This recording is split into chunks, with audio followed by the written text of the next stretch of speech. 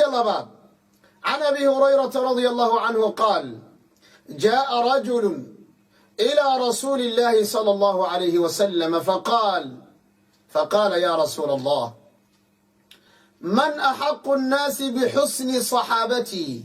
قال: أمك. قال: ثم من؟ قال: أمك. قال: ثم من؟ قال: أمك. قال: ثم من؟ قال: ثم أبوك. حديث بخاري مسلم باوري متفق عليه من حديث أبي هريرة رضي الله عنه. حديث وحليه أبو هريرة: جاء رجل إلى رسول الله عليه الصلاة والسلام.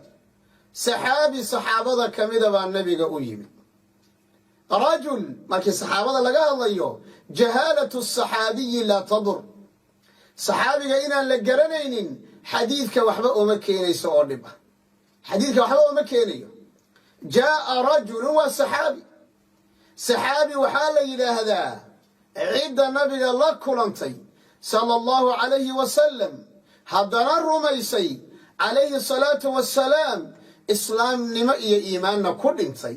saxaabiga marka la soo koobo tacriifka ugu kooban waa midkaa wey. jaa rajulun ilaa rasuuli illah sala allahu alayhi wasalam faqaala yaa rasuula allah, man axaqu nnaas, dadka yaa iigu xaqnimo badan bixusni saxaabatii, inaan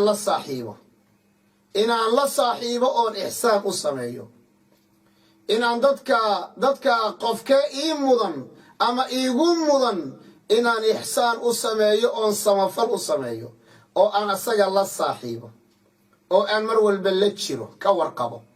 qaala ummuka, hooyadaa buu yidhi calayhi salaatu wassalaam. saxaabigii weli wuxuu doonayaa ziyaado, waayo saxaabadu waxa jannada lagu galay aad u jeclaayeen. qaala thumma man, yaa iigu xiga? qaala ummuk, waa mar labaad. qaala thumma man? qaala ummuk, waa mar saddexaad.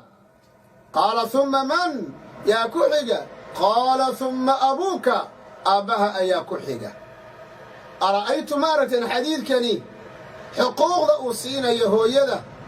nacam, hooyadu waa midda ku wallacday. nacam, hooyadu waa midda ku uuraysatay. nacam, hooyadu waa midda ku foolatay. nacam, hooyadu waa midda ku nuujisay. nacam, waa midda kuu soo jeeday. waa midda intaasoo ku soo barbaarisoo ku soo korisay.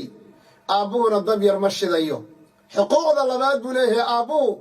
sidaa daraaddeed xadiidkani waa inaan ilmaheenna si wanaagsan ugu sharaxnaa iyo nafteenna intaba. ilaahayna wuxuu leeyahy: waqadaa rabbuka anlaa tacbuduu ilaa iyaah wa bilwaalidayni ixsaana. idan xuquuqda labaad bacda cibaadat illaah waxaa weeyaan xaqa labaad.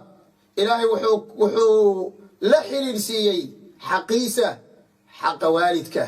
hal meel lama aha qur'aanka, akthar min aaya ayuu alla ku sheegay, nabiguna sidoo kale sala allahu calayh wasalam. idan xuquuqda hooyadu aad bay u weyn tahay. aljannatu taxta aqdaami alummahaat, jannadu waxay ku jirtaa hooyada labadeeda lugood hoostooda ayay ku jirtaa. idan xadiidkan waa xadiid cadiim ah oo la doonayo ilmaheenna inaan barro, weliba khaasatan meelahan markii la joogo. ilmaha meelahan waxay ka bartaan cuquuqul waalideyn bay ka bartaan, caaqnimay ka bartaan. inaan xoogga u saarra ayaa la doonaya.